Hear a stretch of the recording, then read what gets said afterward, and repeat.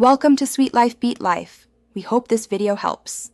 In this video, I will explain how to get hearts in Blox Fruit. Hearts are a unique currency that appears during the limited-time Valentine's event. You can collect these valuable tokens by defeating various non-player characters throughout the game. Once you've gathered enough, you can spend them at the Valentine's event shop to acquire exclusive items, fruits, and upgrades that are only available during this special period. It's a fantastic opportunity to enhance your gameplay.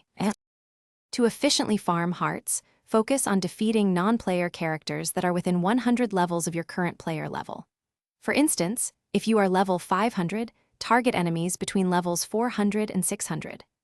Bosses are particularly rewarding, often dropping at least 10 hearts per defeat, which is significantly more than regular mobs.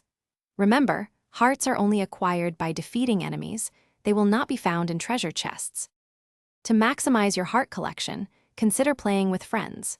Having up to 3 friends in your server can provide a substantial boost, increasing your heart drops by as much as 45%. For optimal farming, especially at higher levels, using the Blox Fruit is highly recommended due to its large area of effect damage. Additionally, certain races like Human V4 or Cyborg V4 can significantly enhance your farming speed, making the process much quicker and more rewarding. Once you have accumulated a good number of hearts, head to the Valentine's event shop to spend them. This shop offers a variety of rewards, including bully, fragments, experience boosts, and even random fruits. The shop's inventory is dynamic, refreshing its stock every hour, so check back frequently for new items. You can find these shops in the first sea near the fountain in Middletown, in the second sea at the cafe, and in the third sea, inside a building near the castle on the sea. Thanks for watching.